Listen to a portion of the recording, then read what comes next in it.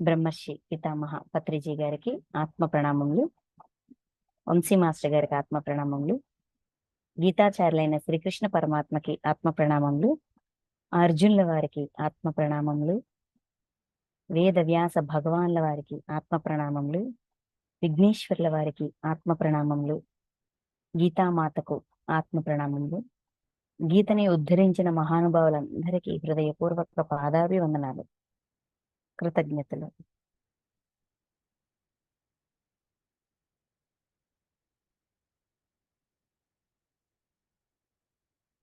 Okay masters, మనం రాజవిద్య రాజగుహ్య యోగము 9వ అధ్యాయం రాజవిద్య రాజగుహ్య యోగము అధ్యయనం చేస్తున్నాము. నిన్న 13 శ్లోకాల వరకు చెప్పుకున్నాం. ఈ రోజు మనం అక్కడి నుంచి 14వ శ్లోకం నుంచి స్టార్ట్ చేసుకుందాం. మనకి 11, 12 ఈ 2 శ్లోకాల్లో ఏం చెప్పారంటే, సహజంగా మానవ సహజం సామాన్య మానవునిగా భావించి తక్కువగా ఊహింతురు. అంటే మానవుడిగా ప్రతి వ్యక్తిని కూడా మన చుట్టూ ఉన్న వాళ్ళని వీడు నాలాంటోడే అనుకుంటామే గాని వీడు దైవమే నేను దైవమే అనే భావన కలగదు. కనీసం పక్కవాడిని మనిషిగా కూడా చూడడానికి కొన్నిసార్లు ఇష్టపడం. ఈ భేదభావం వలన పరమాత్మ తత్వం అర్థం కావట్లేదు అని చెప్తున్నారు. ఎందుకు అర్థం కావట్లేదు పరమాత్మ తత్వము, ఎందుకు హయ్యర్ సెల్ఫ్ అనేది ఒకటి ఉంది అని యాక్సెప్ట్ చేయలేకపోతున్నాము? అసలు పరమాత్మ అనే ఒక స్టేజ్, అంటే ఈ విశ్వం అంతటికి కూడా అధినేత అధిష్టాత ఒకరున్నారు, అందరిలోనే ఆయన యొక్క అంశ ఉంది అనే ఈ విషయాలు, అంటే పరమాత్మ తత్వానికి సంబంధించిన కొన్ని పాయింట్స్ మనకి ఇచ్చారు కదా. ఎందుకు అర్థం కావంటే వీడు నాలాంటి వాడే కదా అనే సింపుల్ గా తీసుకోవడం వల్ల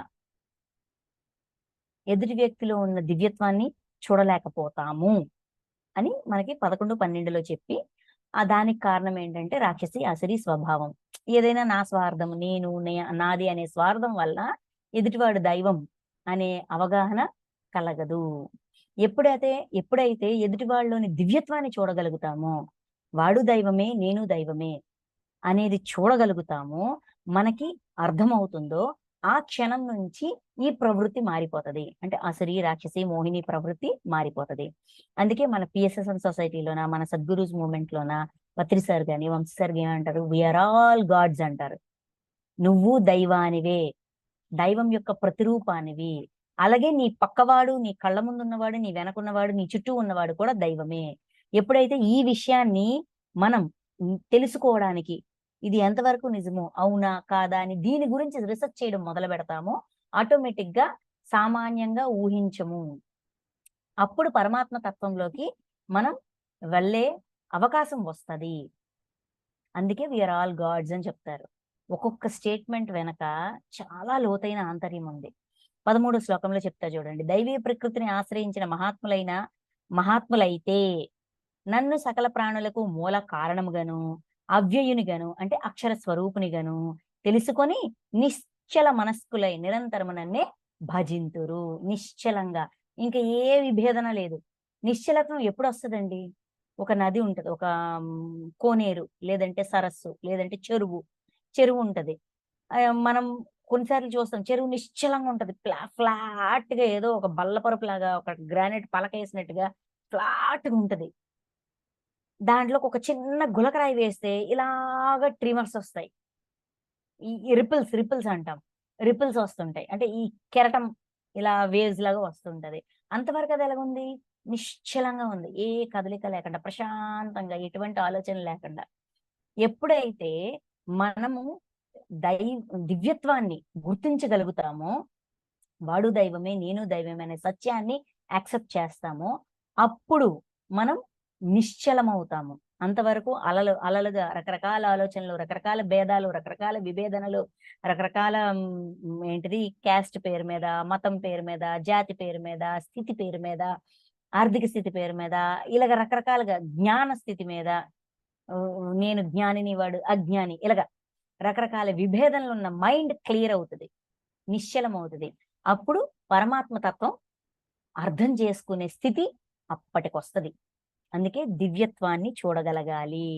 ఎదుటి వ్యక్తిలోన, దేంట్లోనైనా దైవంలో ఉన్న దైవాన్ని భజించడం. అంటే దైవం ఒకడు దైవం అయ్యాడంటే వాడిలో ఉన్న దివ్యత్వపు లక్షణాలు ఏంటి?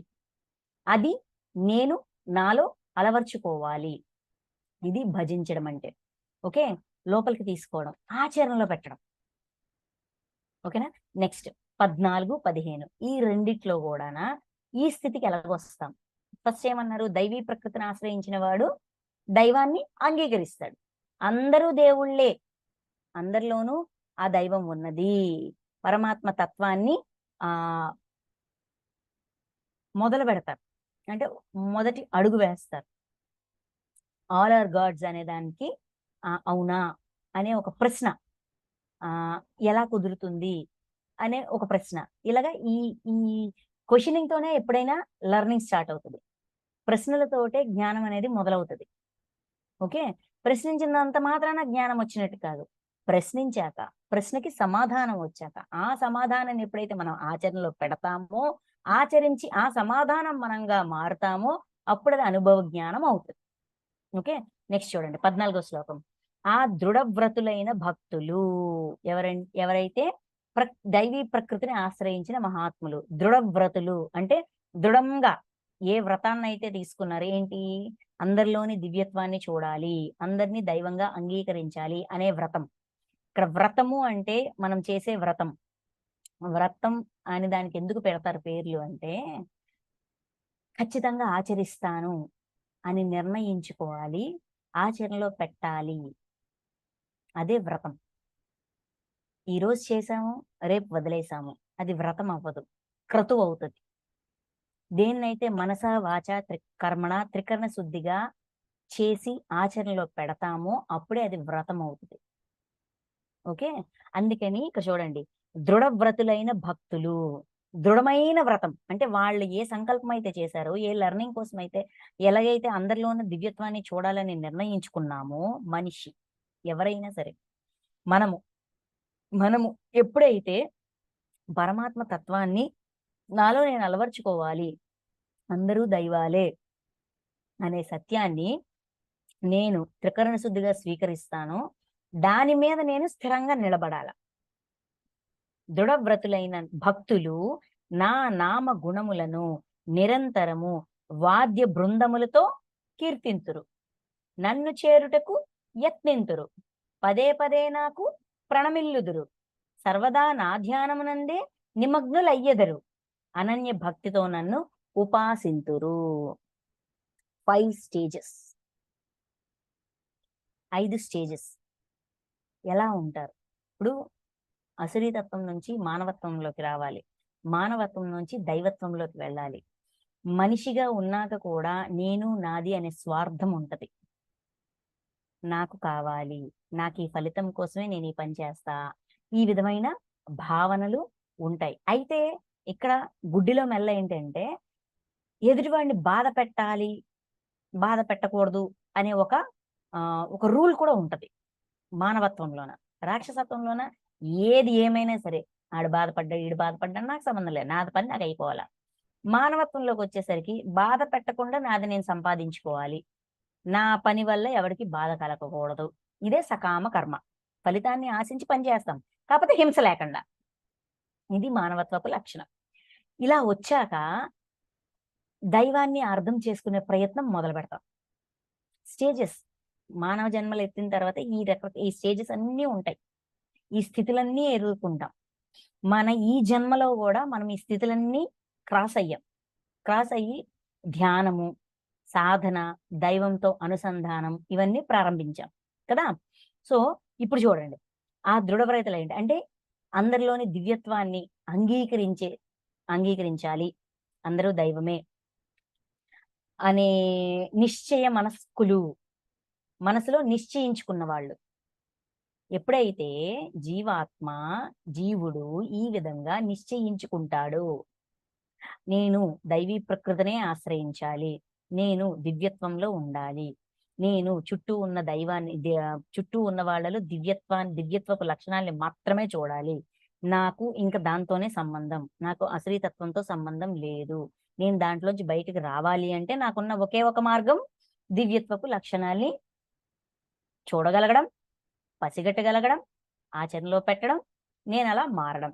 ఇదొక్కటే నాకున్న ఆప్షన్ అని డిసైడ్ అయినప్పుడు డిసైడ్ అయిన తర్వాత ఫస్ట్ స్టెప్ ఏంటంట, నామ గుణములను నిరంతరము వాద్య బృందములతో కీర్తింతురు. దైవాన్ని కీర్తిస్తాము. మనము రామ అనో, కృష్ణ అనో కీర్తనలు చేశామా లేదా? వాళ్ళ అదే పూజ చేయడము, నామాన్ని జపించడము, లేదంటే ఇలాగా రకరకాల పువ్వులతో అష్టోత్తర శతనామాలని, లేదంటే చిన్న చిన్న మంత్రాలు తోటి పూజ చేయడం మొదలు పెట్టామా లేదా దైవాన్ని? ఫస్ట్ స్టేజ్ అది. నన్ను చేరుటకు యత్నింతురు. నేను ఆ దైవంలో లయమైపోవాలి. నేను ఆ దేవుడి దగ్గరికి చేరిపోవాలి. నేను నాకు నచ్చిన ఆ దేవుడి దగ్గరికి నేను చేరిపోవాలి. దేవుడా నన్ను నీలో చేర్చుకో, నన్ను నీలో ఐక్యం చేసుకో, నేను ఇంక ఈ బాధలు పడలేకపోతున్నాను అని కోరుకుంటాం కదా. నెక్స్ట్, పదే పదే నాకు ప్రణమిల్లుదురు. పదే పదే దండం పెడతాం. సర్వస్య శరణాగతి, సర్వస్య శరణాగతి అన నేను నేను ఇంకేం వద్దయ్యా, నీ శరణ వేడుకుంటే చాలు, నీ చరణలో ఉంటే చాలు అని శరణ వేడుతాం. పదే పదే నాకు ప్రణమిల్లుదురు అంటే దండం పెడతా ఉంటాం. దండ ప్రణామాలు చేస్తుంటాము, పొర్లు దండాలు పెడుతుంటాము, సాష్టాంగ దండ ప్రణామాలు చేస్తుంటాం కదా. ఏంటి మన కోరిక? నన్ను నీలో ఐక్యం చేసుకో, నన్ను నీలో ఐక్యం చేసుకో, నన్ను నీ దగ్గర తీసుకో, నీ దగ్గరే ఉంచుకో, మరి పంపకయ్యా, నేను ఈ పాటలు పడలేకపోతున్నాను, ఇవన్నీ అంటాం కదా. మన స్టేజెస్ దివ్యత్వంలోకి వెళ్ళడానికి, దివ్యత్వాన్ని గుర్తించడానికి, మనలో దివ్యత్వపు లక్షణాల్ని అలవర్చుకోవడానికి మనం చేసే ఒక్కొక్క ప్రయత్నాలన్నమాట ఇవన్నీ. స్టెప్ బై స్టెప్ ఇవి ఒక్కొక్క ప్రయత్నాలు. ఫస్ట్ ఏంటి? నామగుణములను నిరంతరము వాద్య బృందములతో కీర్తిస్తారు. ఇప్పుడు చూడండి, ఫస్ట్‌లో ఇప్పుడు కొంచెం గుళ్ళలోన లేదంటే మందిరాల్లోన భజన్స్ అవుతాయి. ఆ భజన చేసేటప్పుడు ఈ తప్పెట గుళ్ళు, తర్వాత ఏమంటాము చిడతలు, ఇవన్నీ మ్యూజిక్ ఉంటుంది. ఎందుకు మ్యూజిక్ పెడతారు? ఈ చిడతలు ఎందుకు వాయిస్తారు? ఏంటది హార్మోనియం వాయిస్తారు. చిన్నప్పుడు మనం చూసాం కదా భజన్స్‌కి అమ్మమ్మలతో, నానమ్మలతో వెళ్ళినప్పుడు రామ మందిరంలోనా లేదంటే శివాలయంలోనా ఒక్కొక్క రోజు ఒక్కొక్క దగ్గర సాయంత్రం పూట భజనలు చేస్తారు. మ్యూజిక్స్ ఉంటాయి. మ్యూజికల్ ఇన్‌స్ట్రుమెంట్స్ ప్లే చేస్తుంటారు. సౌండ్ వస్తుంటది. ఎందుకు ఆ సౌండ్స్ చేస్తారు? ఇప్పుడు రామ అనో, కృష్ణ అనో పాటలు పాడేటప్పుడు మ్యూజిక్‌ని ఎందుకు కలుపుతాం? ఎందుకంటే ఈ మ్యూజిక్ సౌండ్‌కి ఆహ్, ఎక్కువ సౌండ్ ఉంటది కదా. గట్టిగా ప్లే చేస్తారు. గట్టిగా కొడుతుంటారు చిడతలు టక టక టక టక కొడుతుంటారు. డ్రమ్స్ ఉంటే డ్రమ్స్ గట్టిగా వాయిస్తుంటారు. అంటే ఆ సౌండ్ హైలైట్ చేస్తారు.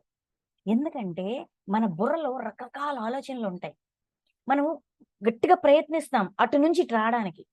అసురి నుంచి దైవంలోకి రాడానికి ప్రయత్నం చేస్తుంటాం. ఈ ప్రయత్నం చేసేటప్పుడు ఆ మైండ్‌ని అటు ఇటు పోనీయకుండా ఈ సౌండ్స్ వల్ల అది డిస్ట్రాక్ట్ అవ్వకుండా టక్కనొచ్చి ఒక దగ్గర కూర్చుంటది. నా వల్ల కావట్లేదు, ఈ సౌండ్ దాటి నేను ఆలోచించలేకపోతున్నాను, ప్రస్తుతానికి ఈ సౌండ్ మీదే నేను దృష్టి పెడతాను అని. ఎప్పుడైతే సౌండ్‌కి కనెక్ట్ అవుతామో చుట్టుపక్కల ఉన్న ఆలోచనలన్నీ ఆగుతాయి. ఆ సౌండు ఈ భజనలో వాడే మాటలు రామ అనో, కృష్ణ అనో, శివ అనో, అల్లా అనో, లేపోతే జీసస్ అనో, ఏదైతే అది. మనం ఏ భజనకెళ్తే ఆ భజన. ఆ పదాలు వింటాం. ఆ పదాలు విన్నప్పుడు ఆ లిరిక్స్ మీదకి మన దృష్టి వెళ్తది. ఆ లిరిక్స్ మీదకి వెళ్ళినప్పుడు వాళ్ళ యొక్క గొప్పతనాన్ని కీర్తిస్తుంటారు. ఏ భజనైనా చూడండి. నువ్వు దేవుడివి, నువ్వు ఏంటిది గోవర్ధనగిరి ఎత్తావు, నువ్వు సంజీవ పర్వతం తెచ్చావు, రాముడికి ఏంటిది లక్ష్మణుడికి ప్రాణం పోసావు, రాముడికి నిన్ను ఆలింగనం చేసుకున్నారు.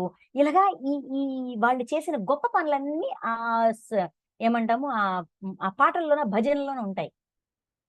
అందుకని ముందు వాద్య బృందం, మ్యూజికల్ ఇన్‌స్ట్రుమెంట్స్‌తో ఆ సౌండ్స్‌తో ఆ లిరిక్స్ పట్టుకుంటాం.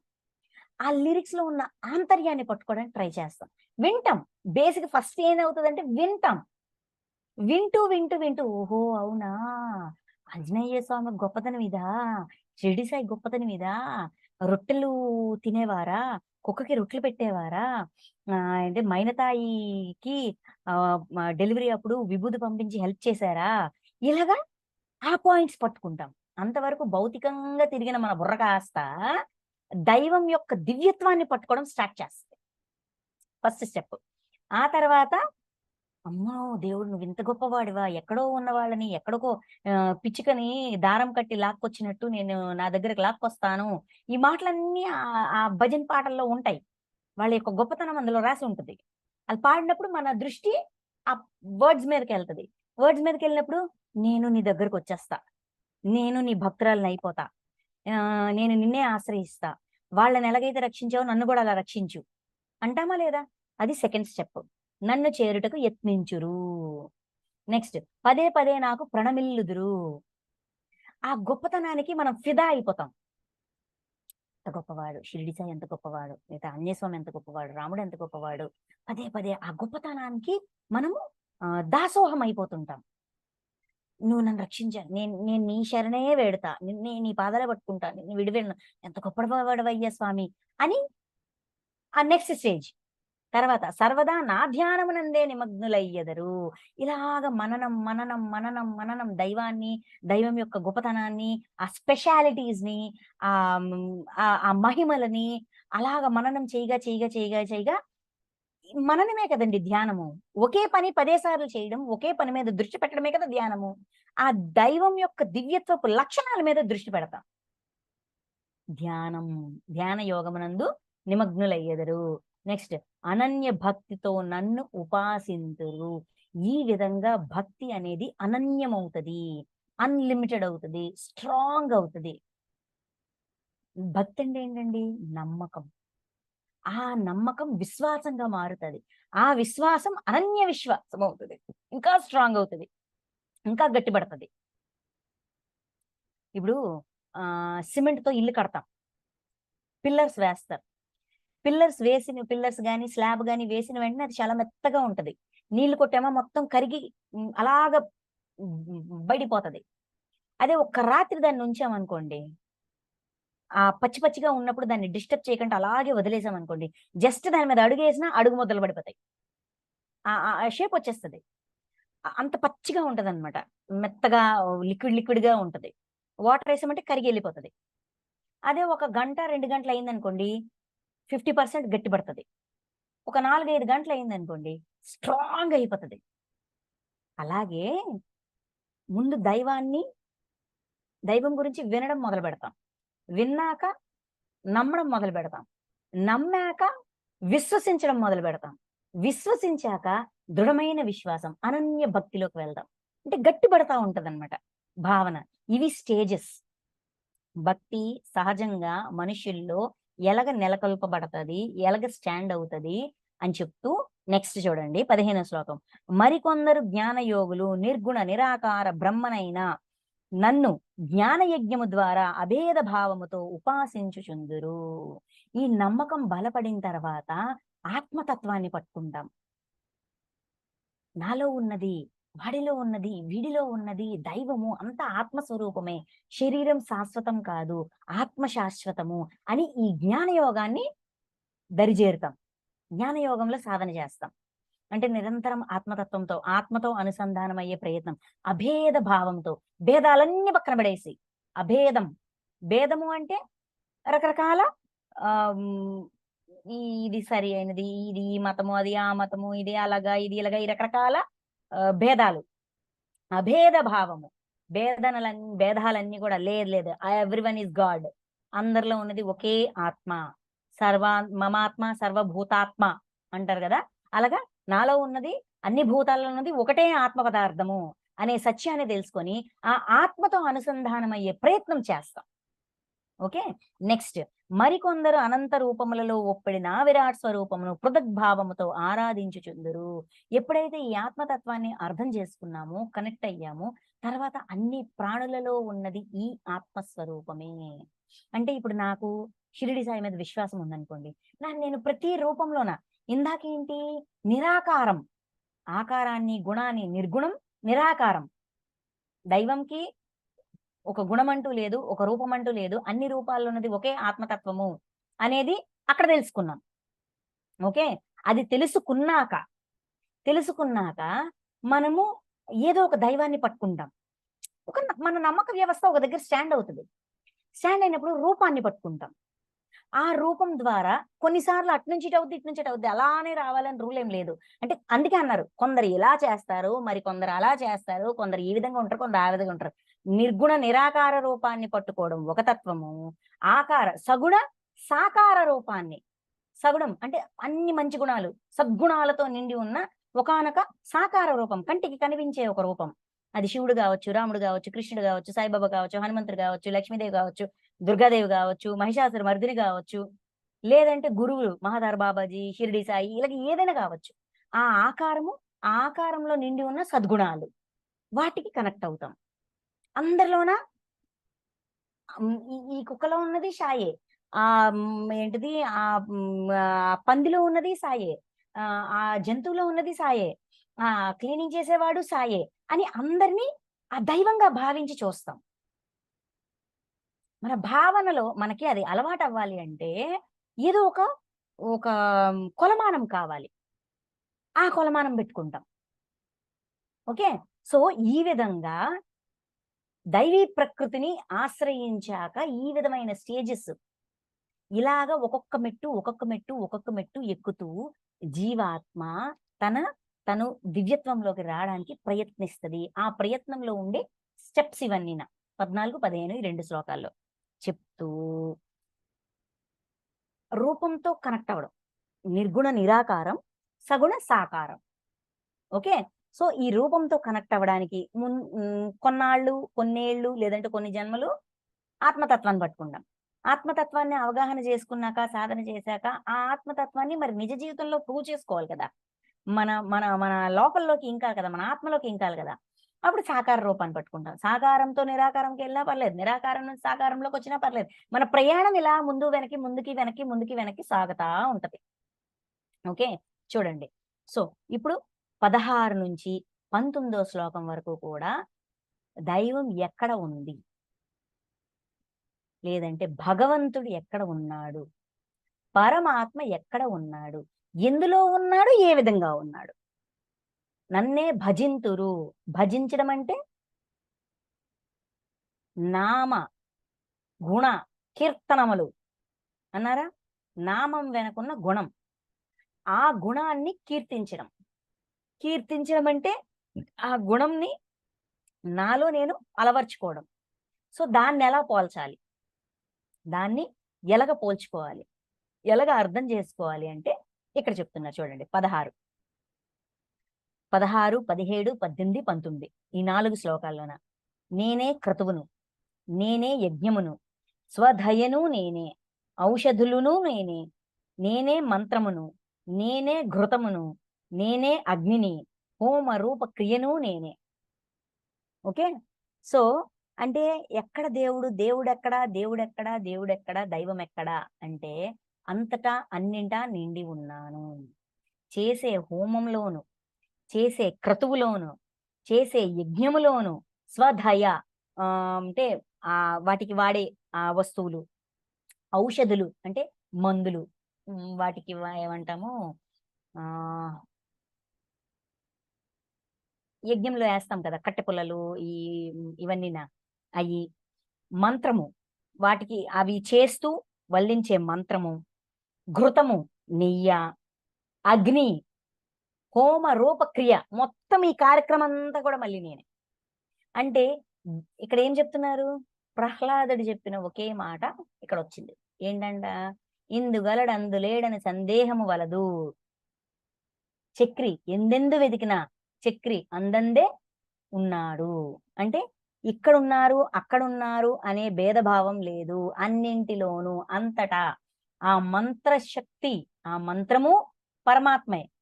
ఆ నెయ్య పరమాత్మే. ఆ ఔషధులు పరమాత్మే. ఆ క్రతువు చేసే ఆ యాక్టివిటీ అది పరమాత్మే.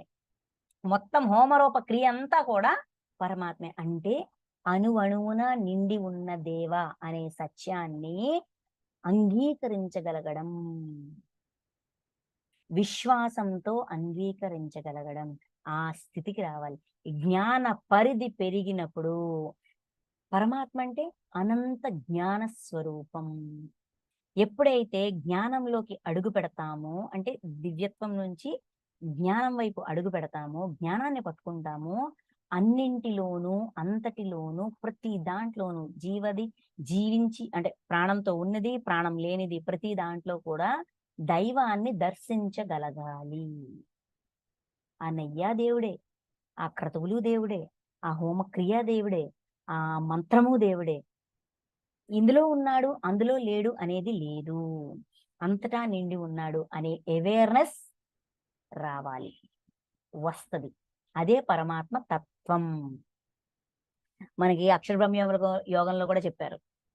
ఈ ఈ రాజవిద్య, రాజగుహ్య యోగము, జ్ఞాన విజ్ఞాన యోగము ప్లస్ అక్షర బ్రహ్మ యోగం యొక్క పూర్తి సారాంశము, సమరీ. సో, ఇక్కడ ఆ క్లారిటీ ఇస్తున్నారు. ఎక్కడ ఉన్నారంటే అంతటా ఉన్నారు, అన్నింటా నిండి ఉన్నారు. విశ్వమంతా నిండి ఉన్న అనంత చైతన్య స్వరూపం, అనంత జ్ఞాన స్వరూపం, అనంత కాల స్వరూపం కదా! మనం అక్కడ డెఫినిషన్స్ ఇచ్చారు కదా! అదే ఇక్కడ రిపీట్ అవుతుంది. ఓకే. సో, ఎక్కడ ఉన్నారు అంటే కన్‌ఫ్యూజ్ అవ్వద్దు, అన్నింటిలోనూ. ఈ పెన్సిల్‌లోనూ ఉన్నారు, ఈ బుక్‌లోనూ ఉన్నారు. ఈ బుక్కు పరమాత్మ స్వరూపమే. ఈ ల్యాప్‌టాపు పరమాత్మ స్వరూపమే. ఈ పెన్సిల్ పరమాత్మ స్వరూపమే. ఎప్పుడు? మనం ఆ విధంగా భావన చేసి, అవగాహన చేసుకోగలిగినప్పుడు, మనలో ఆ దివ్యత్వపు లక్షణాలు ఆ పర్సెంటేజ్‌కి జ్ఞానంగా మారినప్పుడు, రీచ్ అయినప్పుడు. ఓకే. ఈ సమస్త జగత్తుకు 17 ఈ సమస్త జగత్తునకు ధాతను అనగా ధరించువాడను, అట్లే కర్మఫలములను ఇచ్చువాడను నేనే. తల్లియును, తండ్రియును, తాతయును నేనే. తెలిసి కొనదగిన వాడను నేనే. పవిత్రుడను, ఓంకారమును నేనే.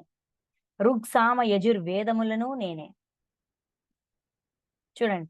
ఓహో! ఓన్లీ హోమక్రియలోనే ఉన్నారా? ఆ కట్టెపుల్లల్లోనా? లేదంటే ఆ ఇటికల్లోనా? ఆ క్రతువులోనా? ఆ మంత్రంలోనా? అందులోనే ఉన్నారంటే, ఆహా! అక్కడితో పరిమితం కాదు పరమాత్మ తత్వము. సమస్త జగత్తునకు ధాతను అనగా ధరించువాడను. సమస్త జగత్తంతా కూడా ధరించి పోషించేవాడు. అంతటా నిండి ఉన్నారు. ఓకే. అట్లే కర్మఫలములను ఇచ్చువాడను నేనే. అంటే ఏంటి?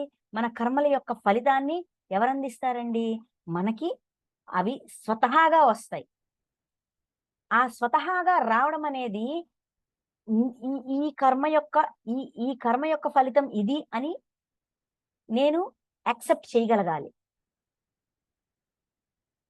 నేను అది ఆశించి చేశాను. నాకు అది రాలేదు. ఇది వచ్చింది అని విభేదన మాని, నేను చేసిందే నాకు వచ్చింది అనే అంగీకార తత్వం పరమాత్మ తత్వం. అందుకే కర్మ ఫలములను ఇచ్చువాడును. ప్రతిదీ డైరెక్ట్‌గా చూసామంటే మనకర్థం కాదు. దాని లోతుల్ని చూడగలగాలి. అవగాహన అంటే అదే. అర్థం వేరు, అవగాహన వేరు. వర్డ్ టు వర్డ్ ట్రాన్స్‌లేషన్ అర్థం చేసుకోవడం. పదంకి, పదంకి ఉండే అనువాదం అంటాం. అనువాదం వేరు, ఆంతర్యం వేరు. ఆంతర్యం ఏంటి? కర్మ ఫలములను ఇచ్చువాడను నేనే. నేను చేసిందే కదా నేను పొందుతున్నాను అనే యాక్సెప్టెన్స్, అంగీకార భావం పరమాత్మ తత్వం. పరమాత్మ యొక్క లక్షణం. సద్గుణం. నెక్స్ట్ తల్లియును, తండ్రియును, తాతయ్యను నేనే. తల్లిని దైవంగా చూడగలగాలి. తండ్రిని దైవంగా చూడగలగాలి. తాతని దైవంగా చూడగలగాలి. ఆ అంగీకార తత్వం పరమాత్మ తత్వం. తెలుసుకొనదగిన వాడను నేనే. ఎవరి గురించైతే తెలుసుకోవాలో ఆ తెలుసుకోవాల్సిన పర్సను, తెలుసుకోవాల్సిన ఆ దివ్యత్వము పరమాత్మ. ఎందుకంటే మనకేంటి కావాల? మోక్షం కావాల. పరమాత్మ స్థితికి ఎదగాల. అది మన ఫైనల్ టార్గెట్. మానవ జన్మ యొక్క ఫైనల్ టార్గెట్ అదే. సో, ఎన్ని జన్మలెత్తినా తెలుసుకోవాల్సింది ఎవరి గురించి? పరమాత్మ తత్వం గురించి. అప్పుడే మనం ఆ స్థితికి ఈ ఈ ఏమంటాం జన్మ సార్థకత, జన్మ పరంపర నుంచి బయటపడడం అనేది జరిగిద్ది. సో, తెలుసుకోవాల్సిన వాడు పరమాత్మ. పవిత్రుడను, ఓంకారమును నేనే. అంటే స్వచ్ఛంగా ఉండే తత్వం పరమాత్మ తత్వం. ఓంకారం, ఆ ప్రణవనాదం అది పరమాత్మ తత్వం. ఆ వైబ్రేషన్స్. సామ, యజుర్వేదములను నేనే. ఋగ్వేదం, సామవేదం, యజుర్వేదం ఇయన్నీ కూడా పరమాత్మేనంట. వేదాల్లో ఏముంటుందండి? ధర్మం గురించి ఉంటుంది. ఏది సరి అయినది, ఏది సరికానిది అనే జ్ఞానం అందించబడుతుంది. సో, అంటే ధర్మం పరమాత్మ యొక్క లక్షణం. పరమాత్మ యొక్క స్వరూపం. నెక్స్ట్ పరమ గతి అయిన పరమధామమును జగత్తును భరించి, పరమ గతి అయిన పరమధామమును జగత్తును భరించి పోషించువాడను నేనే. అందరికి నీ స్వామిని, అందరి శుభాశుభములను చూచువాడను నేనే. అందరికి నీ నివాస స్థానమును శరణు పొందదగిన వాడను నేనే.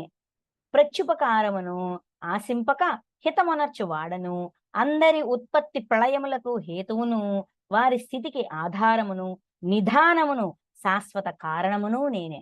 ఇంకా ఇంకా పరమాత్మ, ఇంకా దైవాన్ని ఇంకెక్కడెక్కడ చూడాలనుకుంటున్నాము అక్కడక్కడ చూపిస్తున్నారు. తల్లిని దైవంగా భావించమన్నారు. అంటే ప్రతి దాంట్లో ఉన్న దివ్యత్వాన్ని గుర్తించగలగాలి.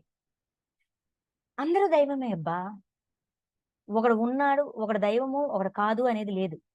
ఈ ఈ వస్తువు దైవం కాదు, ప్రాణం ఉన్నదే దైవం అంటే అది కాదు. అన్నీ దైవమే. మంత్ర యంత్ర ఏంటిది క్రతువు, దానిలో వాడే ఔషధులు, మనుషులు, బంధాలు, బాంధవ్యాలు, సృష్టి అన్నీ పరమాత్మ స్వరూపమే. ఓకే.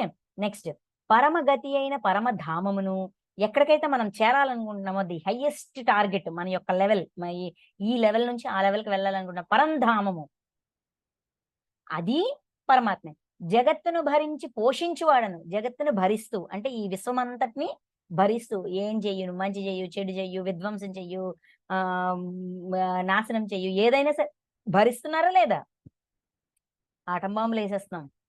ఏంటిది, ఈ భూమిని తవ్వి తవ్వి తవ్వి తవ్వి తవ్వి తవ్వి అక్కడ గుల్ల గుల్ల చేసేస్తున్నాం. స్పేస్ లోకి వెళ్ళి అక్కడ బాంబులు వేసేస్తున్నాం. సృష్టిని అంతా అంటే ఈ ఎన్విరాన్మెంట్ అంతటిని సాధ్యమైనంత వరకు చెడగొడుతున్నాం. అయినా కూడా భరిస్తున్నారా లేదా? విపరీతమైన రకరకాల పొల్యూషన్లు, వాటర్ పొల్యూషన్, సౌండ్ పొల్యూషన్, ఈ పొల్యూషన్, ఆ పొల్యూషన్, రకరకాల పొల్యూషన్లు చేస్తున్నాం. భరిస్తున్నారా లేదా? ఎన్ని రకాల విధ్వంసాలు సృష్టిస్తున్నాం, ఎన్ని రకాల ఆలోచన పరంపరని మనం ఏంటిది యూనివర్స్ లోకి రిలీజ్ చేస్తున్నాం. సరి అయిన ఆలోచనలు, సరికాని ఆలోచనలు, బాధ పెట్టేవి, పెయిన్ ఇచ్చేవి, మంచివి, చెడువి, ఏదైనా సరే భరిస్తున్నారా లేదా? పోషిస్తున్నారా లేదా? మనకి మన అవసరాలు తీరుతున్నాయా లేదా? ప్రతి ప్రాణికి ఆహారం అందుతుందా లేదా? అందుతుంది. అంటే ఆ అవసరాలు తీరుతున్నాయి, అత్యాస నెరవేరట్లేదు. అవసరాలు తీరుతున్నాయి, అత్యాస నెరవేరట్లేదు. ఓకే. నెక్స్ట్, అందరికీ స్వామిని, అందరి శుభ అశుభములను చూచువాడను నేనే. అందరికీ స్వామి అంటే మాస్టర్. చూడండి, యజమాని అంటాం. అలాగే ప్రతి ప్రాణికి యజమాని. మనకి ఇంతలో కష్టం వచ్చింది, దేవుడా అంటామా లేదా? ఎందుకండి దేవుడా అంటాము? ఆయనే ఆయన చూసుకుంటారు అనే ఒక విశ్వాసం, ఆ నమ్మక వ్యవస్థ. ఆయన స్వామి అయ్యారు అంటే దాని అర్థం ఏంటి? పరమాత్మ తత్వంలో అదొక లక్షణం. అంటే నీకు నేనున్నాను అనే అభయం ఇవ్వగలగడం కూడా పరమాత్మ తత్వమే. మనం ఇంకొకరికి ఆ అభయం కలిగించగలిగినప్పుడు, ఆ అభయం మీద మనం స్టాండ్ అవ్వగలిగినప్పుడు అది పరమాత్మ తత్వం. ఇవన్నీ మనకి పాయింట్స్ అన్ని ఎందుకు ఇస్తున్నారు అంటే అది మనం అవ్వాలి కాబట్టి. నామ గుణ కీర్తనం, ఈ దివ్యత్వపు లక్షణాలన్నింటినీ ఎప్పుడైతే మనలో మనం జ్ఞానంగా మార్చుకొని డెవలప్ చేసుకుంటామో అదే పరమాత్మ స్థితి. పరమాత్మ ఏ విధంగా ఉంటారో మనం ఆ విధంగా తయారవ్వాలి. అప్పుడే కదా ఆ లెవెల్కి వెళ్తాము. ఆ లెవెల్ యొక్క లక్షణాలు ఇవి. అంటే ఏమంటాము, చెక్ లిస్ట్ రాసుకొని 16 నుంచి 19 ఇవన్నీ లిస్ట్ రాసుకొని అందులో ఉన్నానా లేదా టిక్కు ఇంటూ చెక్ చేసుకొని, సరే ట్రై చేస్తాను, నాలో నేను ఈ లక్షణాలని డెవలప్ చేసుకుంటాను. అప్పుడే మనం పరమాత్మ స్థితికి ఎదిగినట్టు, చేరినట్టు. ఏదో ఇలా బూమ్ బూమ్ బుష్ అంటే వచ్చేది ఆచరణ. మొత్తం ఆచరణ స్కూలేనండి. వినే స్కూల్ వినడం, విన్నదాన్ని ఆచరించడం, ఆచరణలో పెడితేనే ఏదైనా ప్రాప్తిస్తాది. అందుకే ఈ లిస్ట్ అంతా ఇస్తున్నారు. నెక్స్ట్, శుభ అశుభములు, మంచి చెయ్యు చెడు చెయ్యు చూస్తా ఉంటారు. చూడండి, చూచువాడను నేనే, చూస్తా ఉంటారు. అందరికి నివాస స్థానమును శరణ పొందదగిన వాడను నేనే. నివాస స్థానము, మనం ఉండే ఈ నివాస స్థానం కూడా మనకి చిన్న చూపే, కానీ మన ఇల్లు, మనం ఉండే ప్లేస్ కూడా దైవమే. మనకి నీడనిచ్చింది, ఎన్నో రకాల సమస్యల నుంచి మనకి రక్షణ కల్పించింది. అప్పుడు దాన్ని దైవంగా చూడక్కర్లా? సృష్టి మొత్తాన్ని, సృష్టిలో ఉన్న అణువుని కూడా దైవంగా భావించగలగడమే పరమాత్మ స్థితి. శరణు పొందదగిన వాడను నేనే. ఏదైనా కష్టం వచ్చిందంటే ఎవరికో చెప్పుకోవాలనిపిస్తది. ఆ చెప్పుకునేది మన కష్టం మనం ఎవరితోనైతే షేర్ చేసుకుంటామో వాడు దైవమే. వాడి కష్టం వచ్చి మనతో షేర్ చేసుకున్నాడంటే మనల్ని దైవంగా భావించి షేర్ చేసుకుంటున్నాడు. అటువంటప్పుడు మనం ఎంత రహస్యంగా ఉంచాలి ఆ విషయాన్ని? ఎంత భరోసా ఇవ్వాలి? ఆ భరోసాని ఎంతగా నిలబెట్టుకోవాలి? అవునా కాదా? అది. ప్రత్యుపకారమును ఆశింపక హితమునర్చువాడును. ప్రత్యుపకారము ఆశింపక హితమునర్చువాడును. నేను వాడికి సాయం చేశాను, వాడు నాకు సాయం చెయ్యలేదు. ఇది ఉపకారం కాదు. హితమునర్చడం కాదు, మంచి చేయడం కాదు. మంచి చేయడం అంటే నాకు అవకాశం ఉంది, నాకు సమర్థత ఉంది, వాడికి సహాయం కావాలి, నేను అందించాను, అక్కడతో అయిపోయింది. వాడికి అవసరమైనప్పుడు నేను సాయం చేశాను, నాకు అవసరమైనప్పుడు వాడు సాయం చెయ్యట్లేదు. అది హితమునర్చడం కాదు, మంచి చేయడం కాదు. ప్రత్యుపకారాన్ని ఆశించకుండా, రిటర్న్ ఎక్స్పెక్ట్ చేయకుండా అన్కండిషనల్ గా హెల్ప్ చేయగలగడమే పరమాత్మ తత్వం, దివ్యత్వపు లక్షణం. అందరి ఉత్పత్తి ప్రళయములకు హేతువును, వారి స్థితికి ఆధారమును, నిధానమును, శాశ్వత కారమును నేనే. ఉత్పత్తికి, ప్రళయానికి హేతువు, స్థితికి ఆధారము. మనం ఏ స్థితిలో ఉన్నామో మన స్థితికి మనమే కారణం. అవునా కాదా? ఆ ఆ సత్యాన్ని గలగడమే పరమాత్మతత్వం. నా వాస్తవానికి నేనే సృష్టికర్తని, నా కష్టానికి నేనే కారణం, నా సుఖానికి నేను కారణం, నా ప్రారబ్ధానికి నేనే కారణం అనే సత్యాన్ని స్వీకరించగలగడం పరమాత్మ తత్వం. ఆయన స్వీకరిస్తారు. ఇప్పుడు ఇక్కడ ఈ విశ్వంలో ఇక్కడ ఏదైనా డ్యామేజ్ జరిగిందంటే నా వల్లే జరిగింది, నేను అక్కడ శ్రద్ధ పెట్టలేదేమో అని చెప్పి దాన్ని సరిచేసే ప్రయత్నం చేస్తారు. మనం ఎంతసేపు మనకు జరిగే నష్టానికి ఎదుటివాడు కారణము, మనకు జరిగే మంచికి మనమే కారణము. ఎవరి సహాయ సహకారాలు లేకుండా మనమే ఎదిగిపోయాము. అవునా కాదా? ఇది పరమాత్మ తత్వం కాదు, దైవత్వపు లక్షణం కాదు, దైవీ ప్రకృతి కానే కాదు. ఓకే. సో ఆధారము, నిధానము, శాశ్వత కారణము. ఆధారం ప్రతిదానికి, నా నా నా స్థితికి నేనే ఆధారం. అది పరమాత్మ తత్వం. సో ప్రతిదీ పరమాత్మ ఏదైతే అన్నీ తాను అని చెప్తున్నారో ఆ జ్ఞానమే పరమాత్మ తత్వం. ఆ జ్ఞానం మనలో వికసించినప్పుడు మనం జరిగే ఏ దాన్నైనా స్వీకరించడానికి రెడీగా ఉంటాం. మన జీవితంలో జరిగే దేన్నైనా సరే, మన చుట్టూ ఉన్నదాన్ని, ప్రతి దాన్ని కూడా దైవంగా భావించడం అనేది నేర్చుకుంటాం. నేర్చుకొని ఆచరణలో పెడతాం. ఆచరించిన దాన్ని ఆత్మ సాక్షాత్కారం, ఆత్మలో వరకు అప్లోడ్ చేయాలి. ఇది పరమాత్మ తత్వం. ఇంకా 19వ శ్లోకం. ఓ అర్జున, సూర్య రూపమున నేనే తపించుచున్నాను. సూర్యుడిలో తాపం అంటే ఆ వేడిమి, ఆ వెచ్చదనం పరమాత్మ తత్వం. సముద్రముల నుండి నీటిని గ్రహించి వర్ష రూపమున మరల వదిలెదను అంటే ఈ సృష్టి చక్రం దేని పని అది చేసుకుంటూ పోతుంది. దేని పని అది చేసుకుంటూ పోతుంది. అది అలా జరిగేటట్టుగా, అది ఆ విధంగా జరిగేటట్టుగా ప్రేరణ ఇస్తూ, వాటికి కావలసిన సహాయ సహకారాలు అందిస్తూ, ఆ ఎమ్యూనిటీస్ అందించేదే పరమాత్మ తత్వం. ఉన్నది ఉన్నట్టుగా అంగీకరించగలగడం. వర్ష రూపంన మరలా వదిలెదను. అమృతమును, మృత్యువును కూడా నేనే. అంటే అమృతాన్ని ఎంత ఇష్టంగా స్వీకరిస్తామో మృత్యువును కూడా అంతే ఇష్టంగా స్వీకరించగలగాలి. రెండిటి మధ్యలో విభేదన వద్దు. అంటే ద్వంద్వాలన్నీ తీసేయి. ద్వంద్వం నుంచి ఏకత్వంలోకి. ఇంకా మంచి చెడు, అమృతము విషము, కష్టము నష్టము రెండు ఒకటే. నా భావనే తేడా అనే ఆ అంగీకారం, ఆ ఏకీభావ స్థితి అది పరమాత్మతత్వం. సత్తును అసత్తును, సత్తు అంటే శాశ్వతమైన ఆత్మ, అసత్తు అంటే నశ్వరమైన సమస్త వస్తుజాలము, రెండు నేనే. మనకి చెప్పారు చూసారా, అపరాప్రకృతి పరాప్రకృతి, జ్ఞాన విజ్ఞాన యోగంలో అపరాప్రకృతి పరాప్రకృతి. అపరాప్రకృతిని పట్టుకున్నాం కాబట్టి అర్థం కావట్లే, పరాప్రకృతిని పట్టుకోవాలా, చైతన్యాన్ని పట్టుకోవాలా, అప్పుడు దివ్యత్వంని కనెక్ట్ అవ్వగలం. దివ్యత్వానికి కనెక్ట్ అయిన తర్వాత ఇది పరమాత్మే అది పరమాత్మే అనే ఏకీభావ స్థితి వస్తుంది. అందుకే అసత్తు నేనే, సత్తు నేనే, శాశ్వతమైనది నేనే, అశాశ్వతమైన వస్తు సముదాయం కూడా పరమాత్మ యొక్క రూపమే, పరమాత్మ స్వరూపమే. ఎంత లోతుగా రావాలి యాక్సెప్టెన్స్. ఈ 16 నుంచి 19 వరకు పరమాత్మ యొక్క ఏమంటాం దివ్యత్వపు లక్షణాలు. ఆ దివ్యత్వం మనలో ఎలాగా పెంపొందించుకోవచ్చు అనేది మనకి చెప్పారు. ఇప్పుడు 20 నుంచి 25, 20 నుంచి ఒక్క నిమిషం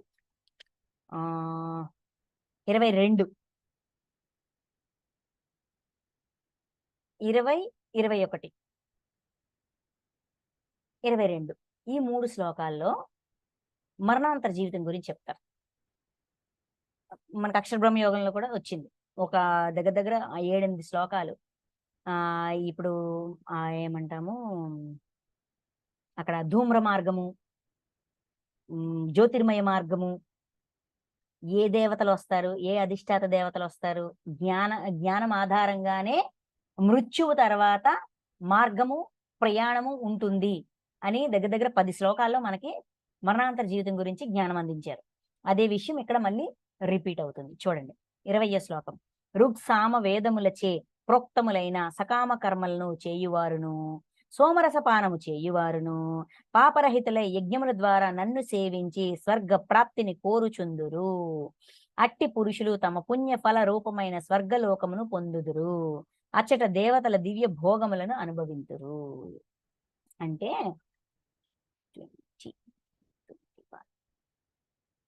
20, 21 ఈ రెండిట్లోన మరణాంతర జీవితం గురించి.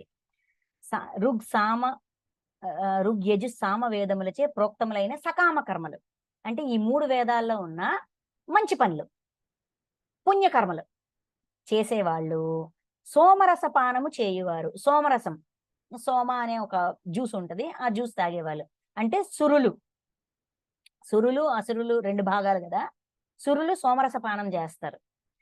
ఆ సోమరస పానం చేసేవాళ్ళు అంటే భోగాలు కావాలి, ఎంజాయ్మెంట్ కావాలి, అందుకు పుణ్యకర్మలు చేసేవాళ్ళు.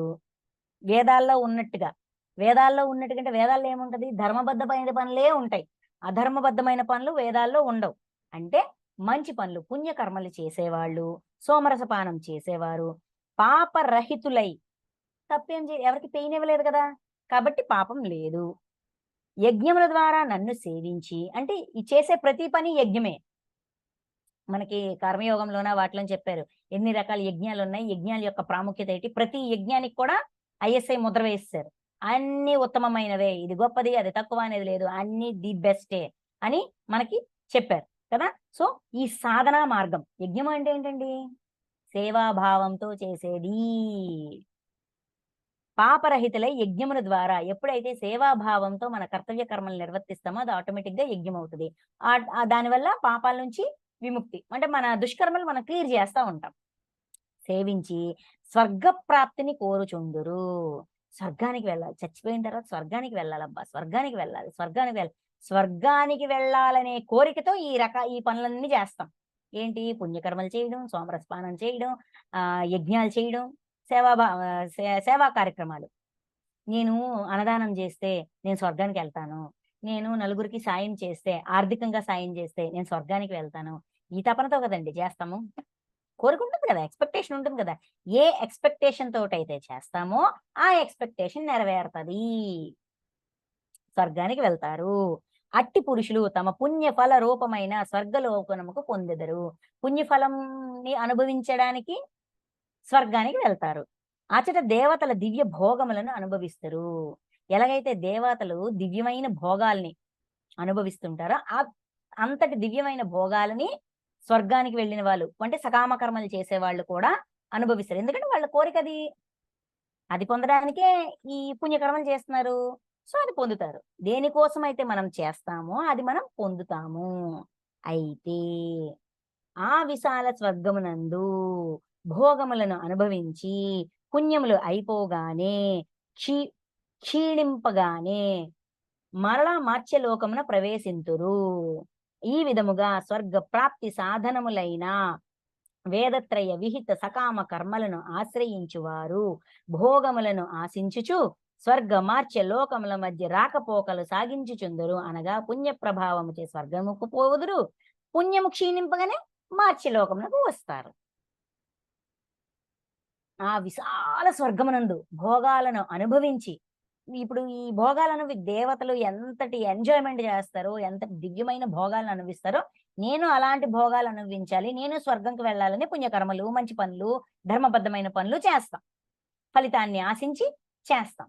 ఆ ఫలితం పొందుతాం. ఆ విశాల స్వర్గంలోకి వెళ్ళి అక్కడ హాయిగా ఏది పొందాలనుకున్నామో అవన్నీ పొందుతాం. ఎంత బ్రహ్మాండంగా ఎంజాయ్ చేస్తాం. పుణ్యములు అయిపోగానే మనం ఎంత పుణ్యం చేస్తే అంత ఎంజాయ్మెంట్ వస్తది. ఈ ఎంజాయ్ చేసే కొద్దీ పుణ్యం తరిగిపోతా ఉంటది. ఇప్పుడు బ్యాంక్‌లో ఎఫ్‌డి వేశాం. ఒక 1,00,000 రూపాయలకో, 50,000కో ఎఫ్‌డి వేశాం. ఎఫ్‌డి వేశాక దానికి వడ్డీ వస్తా ఉంటది. ఆ వడ్డీ చక్రవడ్డీ అయ్యి సంవత్సరంకో, 2 సంవత్సరాలకో, 3 సంవత్సరాలకో డబుల్ అవుతది, త్రిబుల్ అవుతది. ఏదో సంథింగ్ రేట్ బట్టి అవుతది. ఎక్స్‌ట్రా మనీ వస్తది. ఆ వచ్చిన మనీని మనం దేనికైనా ఉపయోగిస్తాం. దేనికో దానికి ఒక ల్యాండ్ కొంటామో, లేదంటే వస్తువు కొనుక్కుంటామో, ఏదో చేస్తాం. కొనుక్కున్నప్పుడు ఆ డబ్బు అలానే ఉండిపోతదా? తరిగిపోదా? కరిగిపోదా? దాని ఇది జీరో అయిపోదా? అదే విధంగా ఎంత పుణ్యమైతే సంపాదించామో, ఈ పుణ్య ఫలం అయిన స్వర్గభోగాలు అనుభవిస్తూ ఉంటే, ఈ పుణ్యం కూడా క్షీణిస్తా ఉంటది. సైజ్ తగ్గిపోతా ఉంటది. కేజీ పుణ్యం అనుకోండి, కేజీ నుంచి 900 గ్రాములకొస్తది. 900 గ్రాముల నుంచి 800 గ్రాములకొస్తది. 800 గ్రాముల నుంచి 700 గ్రాములకొస్తది. అలాగా 1 గ్రాముకొచ్చేస్తది. అలాగా జీరో అయిపోతది. క్షీణిస్తది. తగ్గిపోతూ ఉంటది. క్షీణించగానే మరల మార్త్యలోకమున ప్రవేశింతురు. మళ్ళీ మార్త్యలోకం. మార్త్యలోకం అంటే మృత్యువు ఉన్న లోకం. కారణలోకాల్లోకి జన్మ తీసుకొనొస్తాము. ఈ విధముగా స్వర్గప్రాప్తి సాధనములైన వేద త్రయ విహిత సకామ కర్మలను ఆశ్రయించువారు. వేదాల్లో చెప్పినట్టుగా విహిత కర్మలు, పుణ్యకర్మలు సకామం కోసం అంటే ఫలితాన్ని ఆశించి పుణ్యకర్మలు చేసేవారు. ఆ పుణ్యకర్మలు అంటే పుణ్యం కోసం మాత్రమే మంచి పనులు చేసేవాళ్ళు. విహిత కర్మలు, పుణ్యకర్మలు చేసేవాళ్ళు భోగములను ఆశించుచు భోగాల కోసం ఆశిస్తాం గదా! మరి మరణించిన వెంటనే మరి నేనింత పుణ్యం చేశాను కదా! మరి నాకు స్వర్గంకి తీసుకెళ్ళాలి కదంటే, వెరీ గుడ్ బేబీ గో స్వర్గానికి వెళ్ళు అని చెప్పి పంపిస్తారు. ఎంతసేపు ఉంటాము? మనం ఎంత పుణ్యం చేసామో అంతసేపే ఉంటాం. అయితే పాపాన్ని ఎక్కడ అనుభవిస్తాము అంటే, మళ్ళీ మార్త్యలోకానికి వచ్చి ఈ భూమి మీద ఈ శరీరంతో లేదంటే మార్త్యలోకంలో అంటే కారణ లోకాల్లో అది ఏ లోకమైతే ఆ లోకానికి తగ్గట్టుగా శరీరం తీసుకొని అనుభవిస్తాము. ఈ మధ్యన ఒక మూవీ వచ్చింది 'బ్రో' అని. క్లైమాక్స్‌లో చూడండి. ఇప్పుడెక్కడికి వెళ్తున్నాం మనం అంటే, స్వర్గానికి వెళ్తున్నాము అంటారు. మరి నరకము అంటే, అక్కడి నుంచే కదయ్యా నిన్ను తీసుకొచ్చింది అంటారు. కరెక్ట్. ఇక్కడ చెప్పారు. గీతలో ఆ సత్యం గూడా ఉంది. ఓకే. సో, భోగాలను ఆశించుచు స్వర్గ, మార్త్య లోకముల మధ్య రాకపోకలు సాగించుచుందురు. సో, ఈ విధంగా పుణ్యం చేయడం. ఏంటి? సకామ కర్మ చేయడం. దేనికోసం? పుణ్యం కోసం. ఈ పుణ్యాన్ని అనుభవించడానికి స్వర్గానికి వెళ్ళడం. అక్కడ పుణ్యమంతా అనుభవించడం. అనుభవించిన తర్వాత మళ్ళీ జన్మ తీసుకొని కారణలోకంలోకి రావడం. మళ్ళీ ఇక్కడ మళ్ళీ మంచి పనులు చేయడం. అంటే ఫలితాన్ని ఆశించి పుణ్యకర్మలు చేయడం వల్ల ఈ మార్త్యలోకం నుంచి స్వర్గానికి, స్వర్గం నుంచి మార్త్యలోకానికి ఈ రాకపోకలు, ఈ సైకిల్ అనేది అలాగా జరుగుతానే ఉంటుంది. సకామ కర్మ యొక్క ఫలితం ఇది. ఓకే.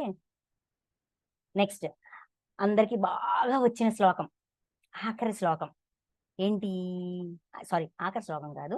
ఫేమస్ శ్లోకం. బాగా వచ్చిందే. అనన్యాశ్చింతయంతో మాం ఏ జనాః పర్యుపాసతే తేషామి నిత్యాభియుక్తానాం యోగక్షేమం వహామ్యహం. నీ యోగక్షేమాలను నేను చూసుకుంటాను. అంటే నేను మంచి పని చేస్తే కదా నాకు భోగం వస్తాది అని ఫలితాన్ని ఆశించి పని చేయడం వల్ల ఈ స్వర్గానికి మార్చలోకానికి మధ్యలో రాకపోకలు ఈ సైకిల్ ఇలాగ కంటిన్యూ అవుతా ఉంటాది. కానీ ఎప్పుడైతే నీకు దైవం పట్ల పరమాత్మ పట్ల విశ్వాసం పెరుగుతాదో, ఇంకో ఆలోచన లేకుండా, రకరకాల చింతనలు లేకుండా, రకరకాల భావన లేకుండా నేను చెయ్యాలి అనుకుని కేవలం మన సమర్థతని, మన అవకాశాన్ని వినియోగించుకుంటూ నిష్కామ కర్మ చేస్తాము. మన యోగము, మన క్షేమము పరమాత్మ చూసుకుంటారు.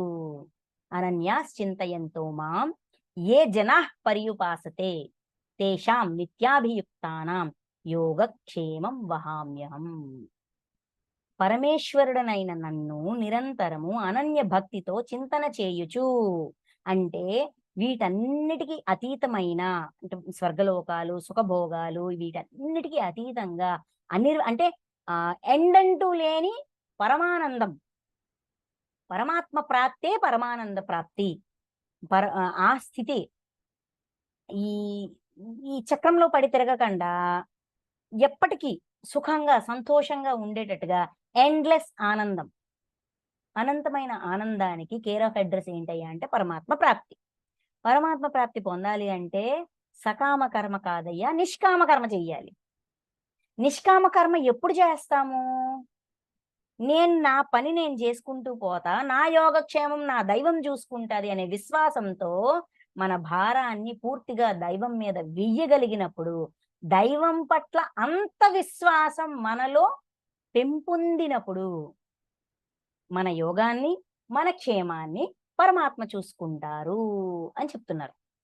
పరమేశ్వరుడనైన నన్ను నిరంతరము అనన్య భక్తితో చింతన చేయొచ్చు. ఇక్కడ భక్తి అంటే ఏంటండి? విశ్వాసం, అనన్యమైన విశ్వాసం, స్ట్రాంగ్ బిలీఫ్ అన్నమాట. గట్టి నమ్మకం. ఏదేమైనా నా నా స్వామి నన్ను చూసుకుంటారు, నా దైవం నన్ను చూసుకుంటారు. నేను ఏ దైవాన్నైతే నమ్మానో ఆ దైవం నాకు రక్షణ ఇస్తుంది, నా యోగము నా క్షేమము చూసుకుంటుంది అన్నంత విశ్వాసంతో ఉంటూ రకరకాల చింతనలన్నీ తీసేసి నిష్కామ భావంతో సేవించు వారి, నిష్కామ భావం ఫలితాన్ని ఆశించకంట మన పని మనం చేసుకుంటూ, అంటే దానం చేయాలనిపించింది, ఆ క్షణం అనిపించింది, ఇచ్చేసాం, అయిపోయింది. దీనివల్ల నాకు ఇది వస్తుంది, అది రావాలి, ఇది రావాలి ఇవన్నీ లేకుండా ఆన్ ద స్పాట్ అనిపించింది, ఇచ్చేసాం, ఖతం. ఇంకా దాని గురించి మళ్ళీ ఆలోచన చేయకుండా ఉండగలగడం, అది నిష్కామ భావం. ఒక పుణ్యకర్మ చెయ్యాలనిపించింది, చేసేసాం, దీని ఫలితం ఏమవుతుంది, దీనివల్ల నాకు స్వర్గప్రాప్తి వస్తుందా, ఇది వస్తుందా అనేది ఆ ఫలితాన్ని ఆశించకుండా, ఫలితం మీద దృష్టి వెళ్ళనివ్వకుండా పని చేసుకుంటూ పోవడం. అలాగా నిష్కామ భావంతో సేవించు వారి యోగక్షేమములలో నేను వహించదను. అలాగే ఎప్పుడైతే మనం నిష్కామ భావంతో పని చేస్తామో, అయ్యో నాకేమైపోతుంది, నేను అన్నీ ఇచ్చేస్తే మరి నా బతికెలగా, నా పిల్లల బతికెలగా, నా జీవితం ఎలాగా, ఇదేలాగా, ఈ బాధలు, ఈ క్వశ్చన్స్ అందరికీ ఉంటాయి. ఏం పర్వాలేదు, ఫలితాన్ని ఆశించకుండా నువ్వు పని చేయి, నేను చూసుకుంటా అని ఇక్కడ గ్యారంటీ బాండ్ పేపర్ మీద రాసిస్తున్నారు. యోగము అంటే అప్రాప్య వస్తువు యొక్క ప్రాప్తి. ఇది నాకు దక్కుతుంది, నాకు ఇంత యోగం ఉందా, నేను నిజమేనా, నాకు ఇంత గౌరవం వస్తుందా, మనం ఎక్స్పెక్ట్ చెయ్యం కొన్నిసార్లు. ఇంత ఏంటిది, ఇంత మంచి శాలరీ ఉన్న జాబ్ నాకే వచ్చిందా, ఇది నిజమా అని అనుకుంటుంటాం.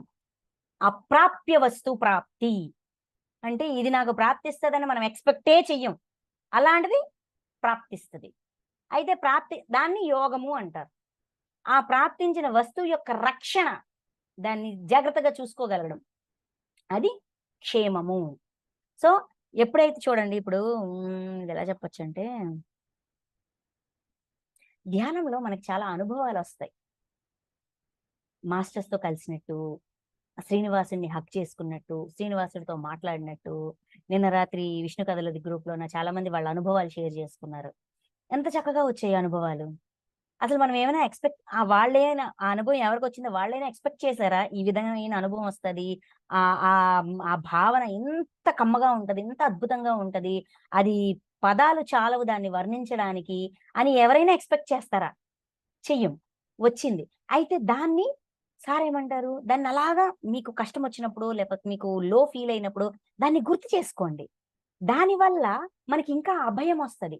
మనకి ఇంకొంచెం ధైర్యం వస్తది. ఏం పర్వాలేదు. ఆ దైవం ఉంది. నన్ను చూసుకుంటుంది. నాకు సహాయం ఇస్తుంది. నాకు సమస్య వచ్చినప్పుడు నాకు తెలియజేస్తుంది అని ఆ విశ్వాసం డెవలప్ అవుతది. మన విశ్వాసం గట్టిబడే కొద్దీ దైవంకి, మనకి ఉన్న ఆ దూరం అనేది తగ్గుతూ ఉంటుంది. అందుకే నీ విశ్వాసమే నీకు శ్రీరామ రక్ష. ఇది చెప్తున్నారిక్కడ. యోగక్షేమ వహామ్యహం. యోగాన్ని, క్షేమాన్ని చూసుకుంటాను. చూడండి మనకేదైనా జరగబోతుందంటే మనకు డ్రీమ్స్‌లో ముందు బట్టి ఇన్ఫర్మేషన్ ఇవ్వట్లేదా? ఇవ్వాల్సిన అవసరం ఏంటి? నువ్వు డిజైన్ చేసుకున్నావు, నువ్వు పడు అని వదిలేయొచ్చు కదా! అయ్యో! బంగారు చూసుకో. నువ్వు ఎవరినో బాధ పెట్టావు. దాని యొక్క ఫలితం నీకు రాబోతోంది. వాడిని క్షమాపణ కోరుకో. నీ బాధ నుంచి నువ్వు బయటికి రావచ్చు అని మన క్షేమాన్ని చూస్తున్నారా? మనం ఎక్స్‌పెక్ట్ చేయని మన డ్రీమ్స్ ద్వారా మన గత జన్మల్ని, మన కర్మల్ని మనకు చూపిస్తున్నారా లేదా? యోగక్షేమ వహామ్యహం. భరిస్తున్నారా లేదా? ఇది పరమాత్మ తత్వం. ఇది పరమాత్మ యొక్క లక్షణం. అంటే రకరకాల చింతనలు వదిలేసి, నిష్కామ భావంతో అది భక్తైనా గావచ్చు, కర్మైనా గావచ్చు, ఏదైనా గావచ్చు. నిష్కామంగా చేస్తే దాని యొక్క రిజల్టే వేరు. అందుకే రిజల్ట్ మీద దృష్టి పెట్టొద్దు. ఎందుకంటే మన అంచనాలకి అందనిదే విశ్వం ఇచ్చే ఫలితం. మనం ఎక్స్‌పెక్ట్ చేసే ఫలితం మన అంచనాలకు తగ్గట్టుగా ఉంటది.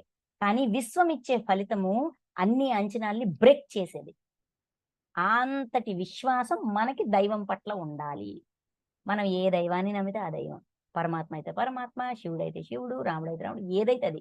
ఎవ్వరి మీదైనా సరే అనన్య విశ్వాసం, అనన్య భక్తి ఉన్నప్పుడు యోగము, క్షేమము ఆ దైవమే చూసుకుంటుంది.